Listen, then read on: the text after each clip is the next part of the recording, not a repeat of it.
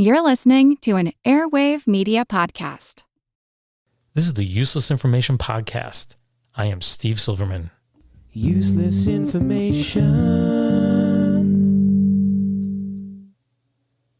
So as I mentioned in my last podcast, which is titled Badman Billy, there was a movie made based on the life of Billy Cook, and it was titled The Hitch-Hiker, and it came out in 1953. And my wife, Mary Jane, is here again to join us to review that movie. So say hello. Hello, everybody. Thanks for joining us. And now, if you didn't listen to that last podcast, I encourage you to go back and listen to that first. So go back, listen to that, and then listen to this review that we do of the movie. So that way you can compare the two. And as we go through our review of the movie, we are going to compare the real events to how it was portrayed in the movie. So the movie is titled The Hitch-Hiker, and it's two words, Hitch-Hiker. And as I said, it's from 1953. It's a black and white movie, and it runs just 70 minutes. It's a very, very short movie. So the movie begins with the following text on the screen, and I'll read it to you. This is the true story of a man and a gun. The gun belonged to the man. The car might have been yours or that young couple across the aisle. What you will see in the next 70 minutes could happen to you, for the facts are actual. And as we go through this, you're going to see that they're not really that actual, but we'll compare it with the true story as we go through the story. Right after that, you see a hitchhiker being picked up by a couple. They have a convertible car, they pick him up, and you'll note that the license plate says Illinois, which is the same as the Carl Mosser family that I mentioned in the previous podcast. And of course, the hitchhiker kills them, and none of that brutality is shown. Basically, you'll see the woman's purse and belongings fall out of the car, and then a police officer comes up and, of course, finds the husband or the boyfriend slumped against the wheel. Now, in real life, 5 people were killed: the couple, and the Carl Mosser couple, and their 3 children. But they only showed 2 here, and I don't know if you came across this in your research, but apparently they were just concerned about the movie being overly violent, so they decided to limit the number of people that were killed. I read that. I think that it seemed like they were overly strict, and I don't know if it had anything to do with the fact that the director was Ida Lupino. I know we're going to talk a lot about her, but right, yeah. I don't know. Anyway, and then of course there are headlines as a nationwide manhunt for days. And then he goes on, and this is only in the 3rd minute of the movie, he kills a second person. And later on in the movie, they identify the person as William Johnson. Now, all the names in the movie are fictitious. So William Johnson in real life would have been Robert Dewey, the salesman from Portland, who was the last person that Billy Cook killed. And this is where the movie actually gets going. The hitchhiker, whose name is Emmett Myers in the movie, who's played by William Talman, is picked up by 2 buddies who are going to San Felipe, at least that's how they say it in the movie. Mary Jane, my Spanish-speaking wife, how's it really pronounced? Well, you would pronounce all the letters, so it'd be San Felipe. Okay. I'm learning something every day. Anyway, they're supposedly going to San Felipe to fish. In real life, they were going to hunt. And in fact, there's really only 3 main characters in this movie. In fact, Mary Jane, how many women were in this movie? In a sense, there were no women. There was just a small girl, and she had a very small part. Yeah, yes. In reality, the cast is very small. I mean, you have these 3 main characters I'm going to mention, yes, and then a few other peripheral characters, but there's no women in this movie at all. No. And we'll talk about the director in a minute. Sure, that'd be great. Yeah. So anyway, the 2 guys in the car, these 2 guys who are going fishing, they are Gilbert or Gil Bowen, who's played by Frank Lovejoy, and he's married with kids, and he's just the passenger in the car. And then driving is Roy Collins, who's played by Edmund O'Brien, and he's a mechanic. And their lives are about to change. That's when they pick up the hitchhiker, who in real life is Billy Cook. In the movie, he is called Emmett Myers, and he's played by William Talman, who I recognized on the screen, but I couldn't quite place him. We later learned after we watched the movie he was in Perry Mason, and I haven't seen that series since I was a kid, yet I still remembered his face. Yes, I do remember us talking about that. Yeah. Now, the movie was directed by Ida Lupino, who wrote the script with her husband, Collier Young. Now, Mary Jane, you wanted to talk a little bit about Ida Lupino, so why don't you tell everybody about her? Sure. She was a very accomplished actress, And she not only directed this movie, but she directed many TV episodes. And some of them you may be familiar with, Gilligan's Island, The Untouchables, Bewitched. And she also wrote short stories and composed music. She was just very versatile. Yeah, she directed one of, I wouldn't say one of my favorite episodes of Twilight Zone. I'm a big fan of the Twilight Zone. And she did one of the last episodes, and the last few episodes of the Twilight Zone are pretty bad. But the one she did, which is called The Mass, is actually quite excellent. And just to give you an idea what happened in this show is that this man is dying. And of course, his children and grandchildren want all his money and everything he's leaving to them. And therefore, he gives each one a mask to wear on Mardi Gras, and it reflects their personality, greed and things like that. Right. And then he dies. And they take off their masks, and their faces have assumed the shape of the mask and is permanently imprinted on their faces. So it's a very memorable Twilight Zone, and it's very well filmed. And clearly that's because she was an accomplished director. Yes. I mean, I don't think I've seen that particular episode, but even just the movie that we're talking about right now, I thought she did a great job directing. So yeah. Let me read a quote from the April 23rd, 1953 San Francisco Examiner. This is a review of the movie The Hitch-Hiker. That a woman directed this picture is something to consider. Not that I underestimate the potentiality of any woman director, but this is so definitely a man's story that the results are amazing. Ida Lupino deserves high praise for an intelligent drama that is sound in every detail. So I know the critic meant that comment as a compliment to the director, but when you think about it, men have been telling women's stories forever, and nobody's ever shocked by that ability. Whereas with her, they were surprised that she could actually manage to do that. So true. Which leads me to my question of the day. How many women were directing movies in Hollywood in the early 1950s? Now, Mary Jane, do you know the answer? I most certainly do. You're supposed to say you don't know. No, I'm just kidding. I actually know you know the answer. So what we'll do is we'll wait to the end of the podcast. We'll let everybody else know what the answer is. Okay. So I did want to make some comments just about the style of her directing. I felt that with the dialogues, that the timing was very good. At one point, there was a conversation just between the two buddies in the car, and it seemed like real people having a just small talk conversation. And I think you have to be a good director to make that seem that realistic. Yeah, I thought the movie was very well, it was very well written, very well acted. And whoever did the editing, I assume she had a big part in that. It was very, very well edited. I wouldn't say the movie was perfect. There were a few scenes where I thought maybe, like they were throwing punches and you could see they were just missing each other. So the camera angle wasn't exactly right. But you kind of get the impression, because really this is just a movie of them driving through Mexico being held hostage, these two guys being held hostage by the hitchhiker. And you kind of get the impression this is a fairly low budget movie. It's a very low budget movie. We commented on the fact that there's Spanish being spoken and there's no subtitles. Yeah. It may not have been necessary, but typically in a movie with that much dialogue in another language, you would probably have subtitles. Yeah. Now, I have to tell you, I don't speak Spanish. I may know a little bit of Spanish, but I really didn't find it to be a problem. There was one spot where I asked you what were they talking about, and you had to translate for me. But overall, I had no problem. You kind of knew what the police were talking about, the investigators. Visual. You kind of had an idea. So right. But there were other ways that they tried to save money. For example, they used the same landscape again and again, the car driving in kind of the same area. Right. She didn't have to pay for set rental because of that, right? And so there were ways that she definitely had to have be careful with the money, right? Yeah, even the police car, there was one police car and there's no sirens or there's no lights on top. It just says Policia across the side of it. It's like someone just put a decal on. Now we got a police car, Yeah. And in reality, I don't think there were more than 3 vehicles in the whole movie. Right. There was one scene where a helicopter went by, but you kind of got the impression they were really filming this on the cheap, Yes, yeah. It was definitely a B movie. It was short. 70 minutes. All the signs of a B movie. Yeah.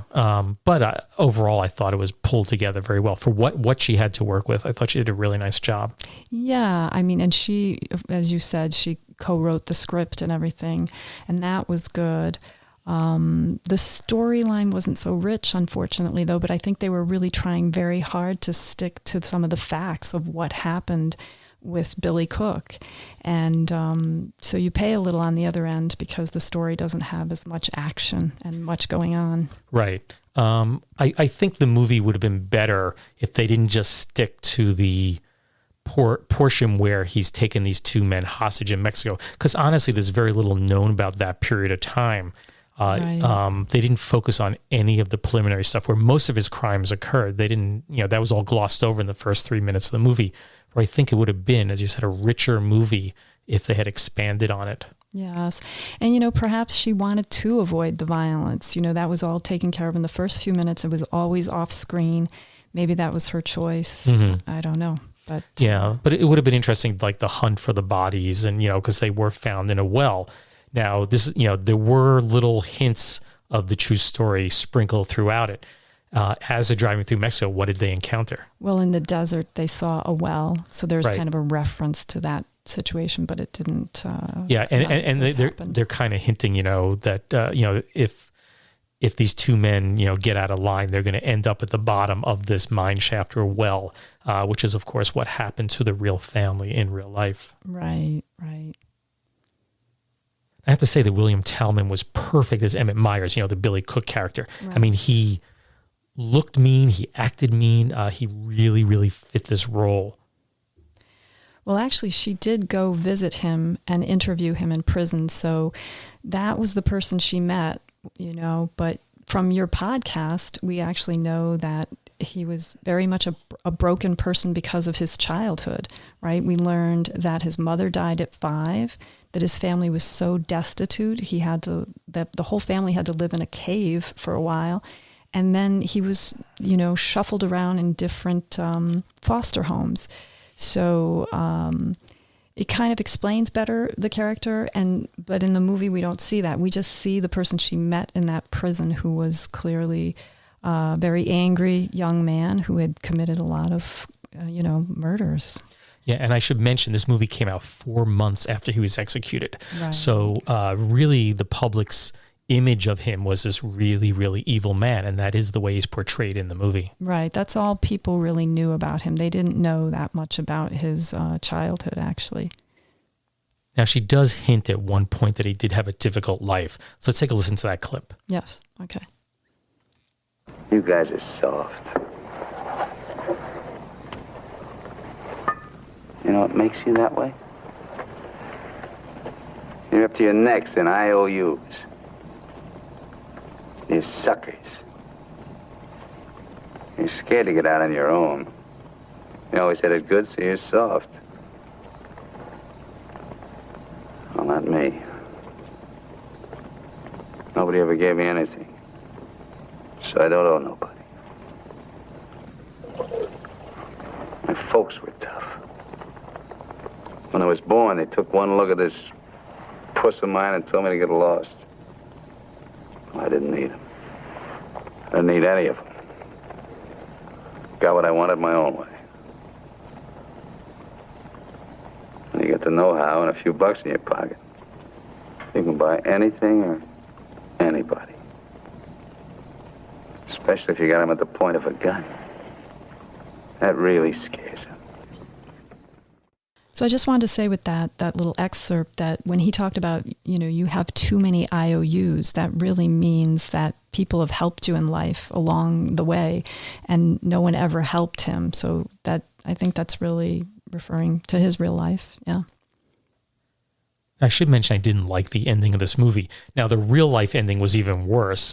It was totally uneventful. I mean, basically, the Tijuana police chief, followed Billy Cook into a restaurant and arrested him right there. There was no anticlimactic. So they created a fictional ending for the movie. But honestly, for a piece of fiction, I didn't think it was very exciting. I think they could have come up with something a little bit better. I agree. You probably could have had a more dramatic, interesting ending, but I do think that the director had a bit of a message at the end when you have the two characters supporting each other as they walk away. I mean, literally and figuratively, because the Cook character taunted them a few times that they were being too supportive of each other and they should have tried to just escape separately, and they could have done it many times. And I think her message was these guys, because they stuck together, they kind of survived the situation. I agree, but I still think the ending wasn't very good. It kind of builds up, and then there's a big letdown at the end. And, you want a good ending to a movie, especially if you're just going to write a fictional one, Yes, well, I guess it is unfortunate they didn't fabricate a little more exciting ending, but that was what they came up with. I mean, knowing really what happened, it's pretty clear they deviated quite a bit from the story. Clearly Billy Cook in real life, kidnapped these two men and they drove around and whatever, but I don't think they really know what happened. And therefore they create all this dialogue and they're driving around through the desert and trying to, hide from the police. Because in real life, we know they hid out in an opal mine, but that's not even shown. And I think something like that may have added a little bit more interest to the story than just driving back and forth. It seemed like they're going in circles for a while in the desert. Right, but we do have to remember that it was a low-budget movie, right? And a lot of times they were driving around probably in the very same area for a number of hours, just trying to make it look like they were traveling through Mexico. Yeah. I'll just ask you this. I mean, the movie ran 70 minutes, which is a pretty short movie. But at a certain point, it just seemed like it was getting repetitious. It was, yeah. It did. I was kind of like, where are we going with this? I mean, besides traveling a lot, and basically they drive for a bit, then they'd stop, sleep and have a meal and be a little bit more dialogue. Then they get in the car and drive, and it just seemed to repeat itself over and over again. Where I think if they had stuck a little bit more to the real life story, there would have been a little bit more variation there. But as you said, it is a low budget movie, so they probably just chose a small locale, and that's where they filmed. Yes. Yeah, there's very few people in the movie. It's clearly a very low budget film. Yeah. So Mary Jane, why don't you read the quote that you have there? Okay. This is the Kansas City Star from May 6, 1953. Talman as the murderous fugitive and Lovejoy and O'Brien as the imperiled men are in almost every minute of the footage of this generally gripping but somewhat repetitious film. All three perform excellently. So this critic also believed that it was rather repetitious. I don't think I'd agree with the comment about it being gripping. For today's standards for movies, it wasn't that suspenseful. But. I would say there was no point in the movie I was on the edge of my seat. Movies today have become much more violent and much more realistic in what they portray. So probably in 1953, it probably, came across that way as a very, edge of your seat movie. Absolutely. And as one Boston Globe critic from February 21st, 1953 had to say, he said, "Don't take any children to see The Hitch-Hiker." And he went on also to say, "And if anyone who sees the film ever picks up a hitchhiker again, he'll deserve what may happen." Of course, you got to keep in mind, this is right after he was executed, after Billy Cook was executed. So people, even though, the names are changed and a lot of the events are kind of fictionalized, they knew on the screen who they were watching. They knew that Billy Cook had... who they were referring to. Right. Sure. He had been a hitchhiker. He picked up these people and he killed them. And so it was probably a lot scarier because it was fresh in people's minds. Right. It was a horrific event that everybody knew about. Yes. Now, this movie is typically referred to as a film noir, but I didn't really see it as being the classic film noir. There were certain parts of the movie that seemed very claustrophobic. Wherever they're in the car, it's dark and very tight scene. On the other hand, you have these big, expansive, bright desert scenes, which is not typical of film noir movies. I don't know if I agree with that, just because the landscape was very kind of desolate, and there was something kind of lonely and desolate about that you might equate with film noir. I don't consider the movie a quintessentially, film noir, just because there's no femme fatale, right? And usually you have a kind of a detective or a main character that, as much as it's unfortunately he's down on his luck, the spectators really kind of root for that person, and you certainly weren't, rooting for this, killer in any way, right. So I do want to add that there was one character in the movie that really didn't fit, and that was the inspector or the detective or whatever he was from the United States. He's all dressed in a nice suit, and he just didn't fit in with the movie. And I'm not even sure his part was so minuscule. Why they even put him in there? He could have been a good friend. I mean, if you've read on these low budget movies, sometimes they just grab somebody. I know that Ida Lupino directed another film, and she just had her doctor play the doctor in the movie that she was directing. So who knows? Yeah, he's the only character in the movie that just didn't seem to fit. Right. Now, I thought after the last review that we did, we're calling this Bad Apples because we're both teachers, and it seemed like a humorous title. And we chose a score of 1 to 10 for the movies, but really we're teachers, so it should be out of 100. So out of 100, how would you rate this movie? Wow. I think storyline, I wouldn't rate it very high. I might rate it as a 65. Directing was quite good, though. Right. I thought the directing was good. So maybe I'd give that an 85. Yeah. So overall for the movie, you're saying like a 75? I guess it would average out to somewhere in the 70, 75. Yeah, I'd put it in the same range. I mean, would you recommend that someone go out of their way to see this movie? In most cases, no. If the person was interested in women's studies, for example, to see some of the work done by Ida Lupino, yes. Or if they wanted to study cinema, to kind of see how to make a low budget movie, maybe. But I wouldn't recommend it to the average person. No. Yeah. I would recommend if you just had some spare time. It's only 70 minutes. The movie is totally free. It's all over the internet. I mean, you can find it on YouTube, archive.org. I think the Library of Congress has a copy of it. So, it's not a bad movie. It's just, I don't think it holds up well to today's standards. And, and part of it is, my bias. And that is that I know the real story. And knowing the real story, I can see how much she deviated from it.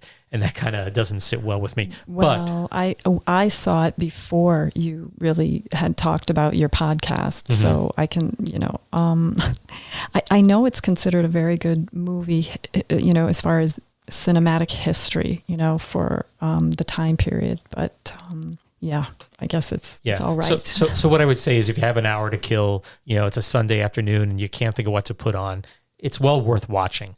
But on the other hand, I wouldn't go out of your way to see it. Right. I would have to agree.